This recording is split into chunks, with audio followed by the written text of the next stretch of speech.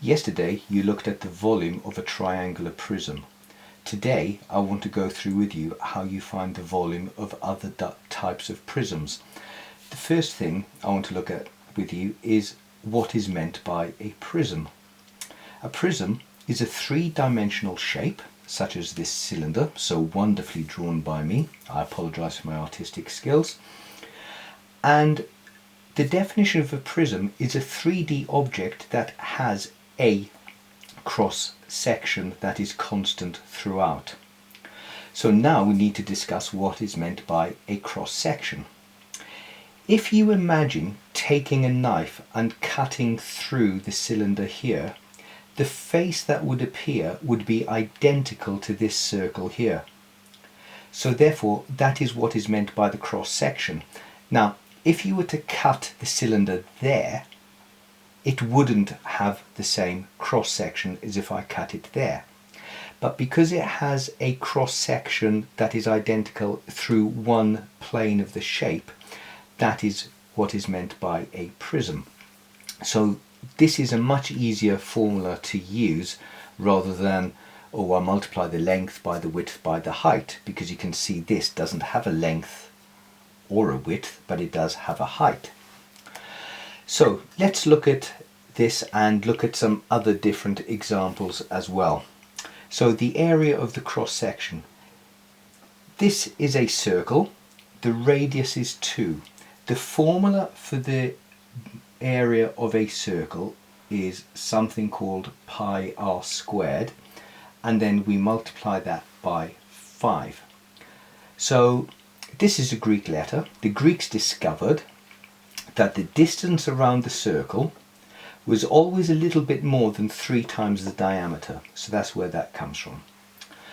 Okay, so when we look at this now, this gives us pi times 4, because I just squared the radius, and I multiply that by 5. Okay, so for this you can use a calculator, and when you type all of that into your calculator, you come up with an answer of 62.831 with loads and loads and loads of different digits at the end.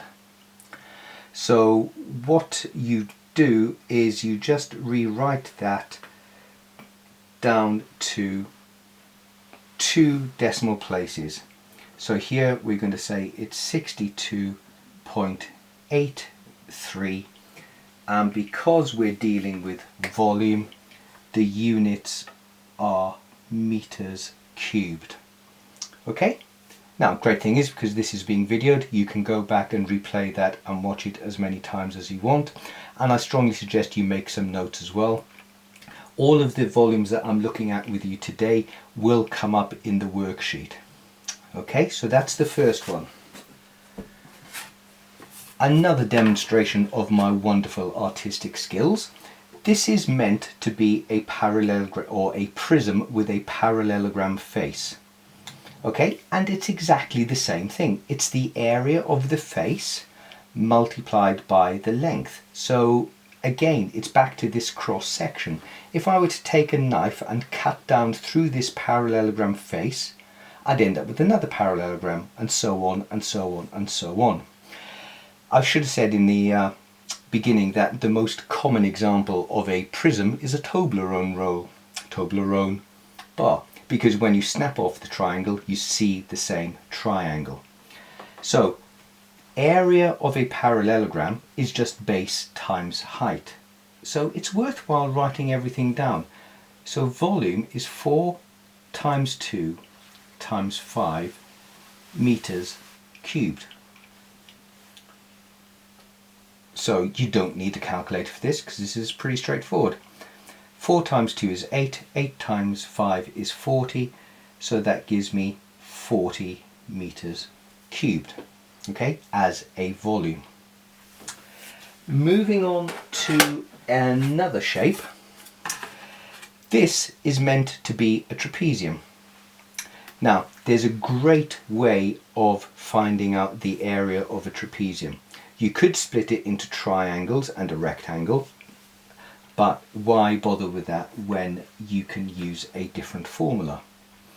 The formula is a half times by the height, which is 2 in this instance, and then what you have to do is you have to add the two parallel sides together, so that has to go in brackets, and then we multiply all of that by 4. Okay, so 2 plus 3 is 5, 5 times 2 is 10, a half of 10 is 5, so that gives me 5 times 4 meters cubed. That then gives me an answer of 20 meters cubed. Okay, I'll say that again. It's a half of the height, and you multiply that by the sum of the two parallel sides. Okay, that's how you find the area of the cross section for a trapezium. And the final example, I'm not going to go through with you because this is pretty straightforward, but if you're given something like this, this is my cross section, this L shape. This L shape is made up of different rectangles. So I could put a dividing line in there, and then I could call that A, and I could call that B, and then I'd find the area of A, find the area of B, add them together, and then just multiply by the length. Or if I wanted to, I could put my dividing line going down there, and I do exactly the same thing. I find the area of A, I find the area of B, and then I just multiply it by the length, and that gives me the volume. So those are the various types of questions that you're going to be working on the worksheet. Okay, I hope you found that helpful and informative.